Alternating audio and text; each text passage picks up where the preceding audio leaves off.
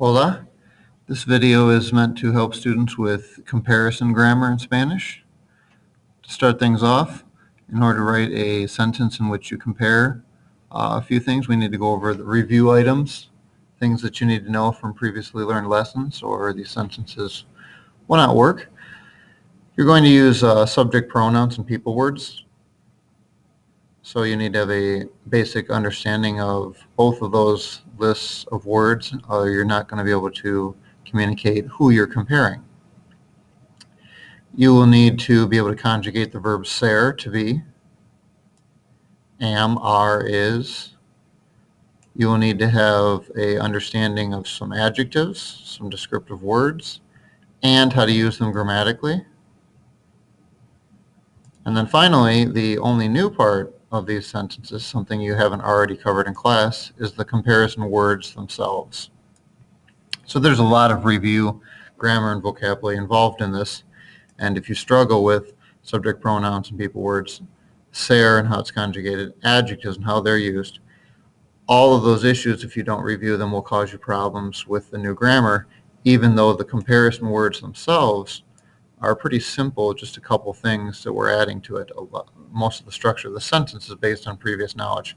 So we will go through those quickly. A quick recap on subject pronouns.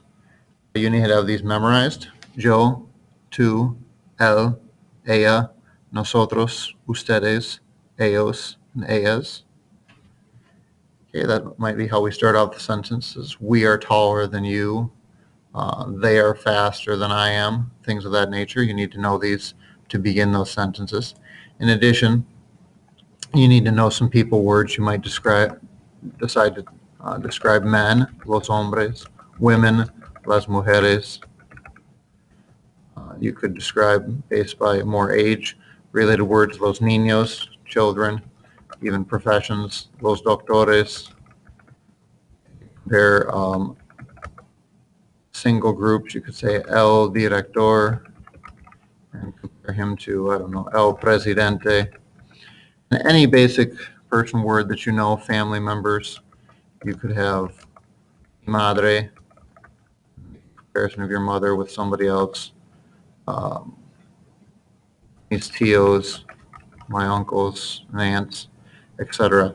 Any of those words could come up as well. You don't have to have every single one memorized, but you certainly need to know a few, or you won't be able to write very many sentences. After that, we need to be able to use the verb ser correctly. Ser, remember, means to be, which in English is conjugated as am, I am, you are, he or she is, we are, you all are, they are, etc. In Spanish, we have the forms soy, eres, es, somos, son, and son. Again, if you need to study these things, practice these things, you should pause the video, look over this note card, commit it to memory, or at least fix the issues that you're having, as we will be using the verb ser in each one of these comparison sentences. Okay, since you'll be comparing adjectives, you have to know some. Sample here is the word tall is alto in Spanish. Okay, so you've got to know it in terms of vocabulary, but then you also need to know the grammar. Remember, there are 4 different forms for adjectives: alto, alta, altos, and altas. Remember what those forms are for. The masculine singular form, alto. The feminine singular form, alta. Masculine plural, we had the S, altos. Feminine plural, we had an S there too, altas. So you cannot just grab the word alto and think that it works for every sentence. It entirely depends on who you're talking about. A woman, a man, a group of people that are all women. And that's also grammar that we've previously had, how to adjust the adjectives. Essentially what you're doing is you're taking an adjective that ends in O, and to make it feminine, you're replacing the O with an A. And to make the words plural, whether they're masculine or feminine, simply add S if the word ends in a vowel, and add ES if it ends in a consonant. So our example up here, alto, and in a vowel, we went to the masculine plural, altos, alta, the feminine form, and in the vowel, we changed it to altas. Okay, that is also review. And you have to have a working understanding of the amount of adjectives, or you'll have a hard time coming up with sentences. For example, rico, rich, that would have all four forms. Inteligente, intelligent, however, you'll notice does not end in an O. Remember, the rule is to make it feminine, O becomes A. But if an adjective does not end in O, then it cannot be made feminine. So inteligente would just have two forms, inteligente and intelligentes, the plural form. Guapo ends in an O, so that would have all four options, guapo, guapa, guapos, guapas. Joven ends in a consonant, so it's not an O. You cannot make it feminine then. And because it ends in a consonant, to make a plural, we would add es to that. So it could be joven or jovenes if it wasn't the plural for that sentence. So that is essentially the review you need to know. Be prepared for pronouns and people words, how to use the verb ser, and how to change adjectives. So now the new information that we'll be looking at, we need to understand the comparison sentence structure with adjectives. And this is essentially the new information. You're going to use the structure más with K, menos with K, and tan with como. These are going to be our three options for making comparisons. Okay, you'd have an adjective in between each of those, and that would be what you're actually comparing. So we'd have más alto que. This literally means more tall than. So in English, of course, we would say taller than. But you can see the direct comparison, the direct translation. Más means more. More what? Well, that's where we put in the adjective. In this case, more height. It's taller. And then to close the comparison phrase, you need the connecting word que, which would mean than in this instance. Okay, más adjective que then is when you're describing somebody who is more of something or has more. Menos is less. We'd have less tall than, which is what this literally is indicating. Again, menos tells us where the comparison is headed in terms of more or less. Then we find out the adjective, what we're being compared, and the word que simply closes it. And tan, adjective como, is used when things are the same. In English, we would say likely as tall as. So these are the three phrases you need to memorize to be able to use in these sentences, and it's the only portion of these sentences that has new vocabulary. The word tan, we've not seen before. The word como, we have not used in this type of situation. Same thing with que, we've seen that word before, but not in this type of sentence. And más o menos, we've also seen in phrases in certain sentences, but not used this way. This is the new section of it then, and it's all about getting the words in the right order. Okay, so a little formula here for a complete sentence when you compare an adjective would be to mention a person.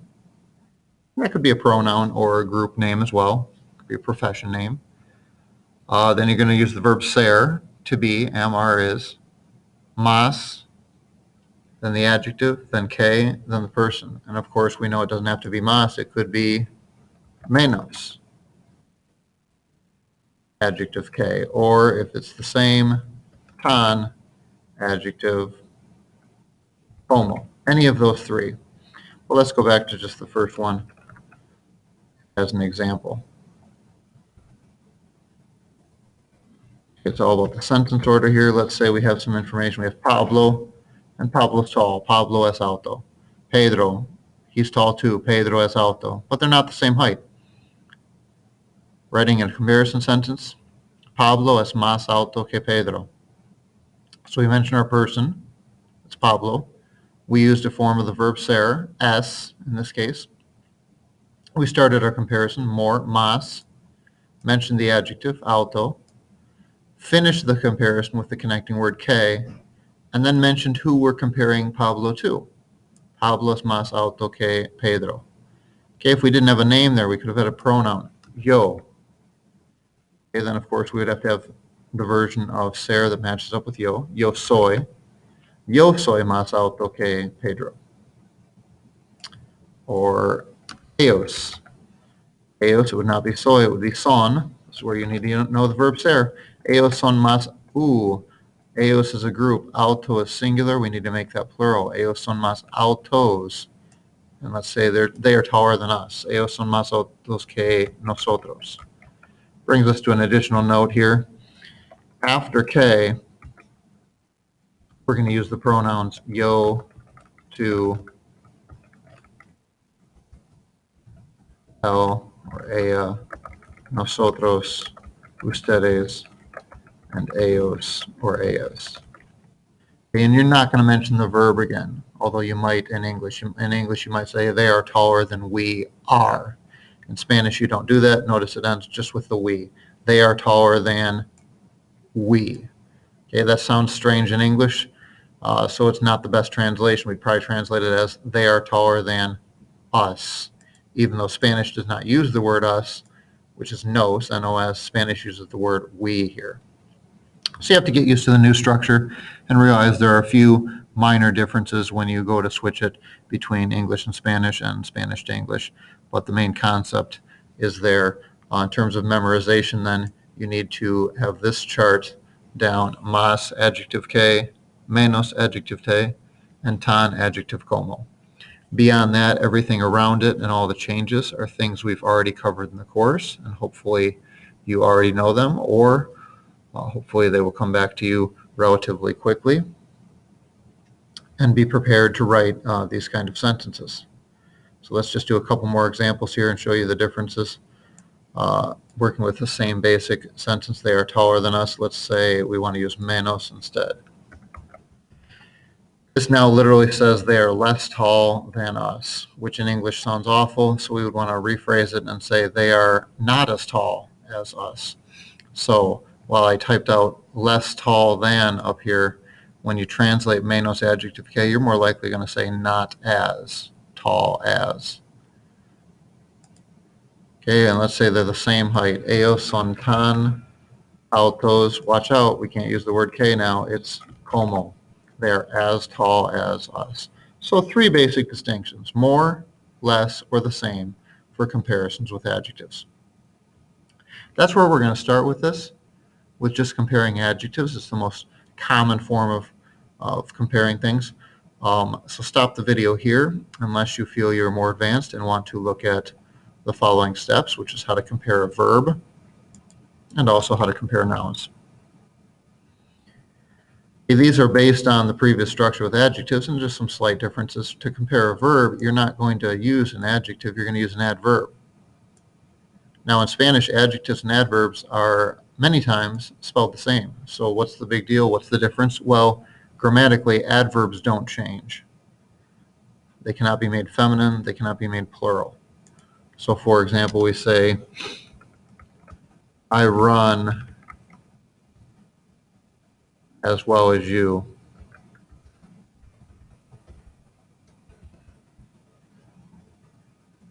Tan and como again, and I've got my comparison word in here, bueno. The word bueno in Spanish is both an adjective and an adverb. But if it was an adjective, it could change to buena or buenos or buenas, depending on who the sentence is about. Okay, so let's change that to ellos. Okay, this is not an adjective, however. So we say ellos corren, they run. They run as good as you. What's being compared here? We're not comparing they. We're comparing the running. Since a verb cannot be plural and a verb cannot have a gender, you don't change the adverb because there's nothing to match it up to. So it would stay at bueno. Whereas if we're comparing the people themselves, in this case, ellos would need to be made plural and have buenos. That's the main difference here when you're comparing verbs. You're not going to change the comparison word here because it's an adverb, not an adjective. Other than that, the structure is the same. Más que, menos que, tan como. There is one additional information, and that is if you drop the adverb. What does it mean? Okay. In the adjective sentences, you couldn't do that. It would be nonsensical. No one would know what you're talking about. But take a look at this sentence. Ella trabaja más que yo. Notice we have no adverb in there in between mas and que. So what does that mean? She works more than me. More what? Well, without naming what it is, we know it's just quantity of time. So by dropping the adverb, you can simply compare who does an action more often than somebody else. And finally, looking at comparison of the structure of nouns. This one's a little more complicated and not that common. But again, it still has a similar base. You're using más, que, menos que, but now you're not using tan anymore, you're using tanto and como. Okay, it's a variation of tan. Then tanto, since it ends in an O, can actually take four forms. Tanto, tanta, tantos, and tantas. Also, since we're comparing nouns, you can't be a noun and compare it. So you can't say, I am more doctor than you, for example. Okay, instead, we're going to probably see sentences with the verb tener, which means to have. Tengo, tienes, tiene, tenemos, tienen. Or use the verb hay, which means there is or there are, because we're simply comparing the number of something. So we could say, hay más chicos que chicas en la clase. So there are, and here's a comparison, more what? There are more boys than girls in the class. And we still have our main phrase in comparison being there.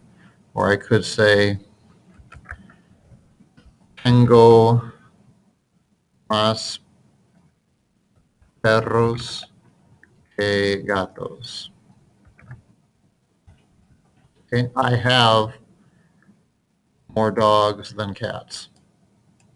Now, if I had the same number of dogs and cats, or if I had less, we'd have to make some changes. Tengo menos perros que gatos. I have fewer dogs than cats, or I have less dogs than I do cats. If it was the same, we'd need to use a form of tanto. Okay, since I have multiple dogs, I would need to make tanto match up with that and be plural, tantos. Tengo tantos perros como gatos. Okay, the word could be feminine, though. Let's say amigas, friends who are girls. I have as many friends as I do cousins, primas.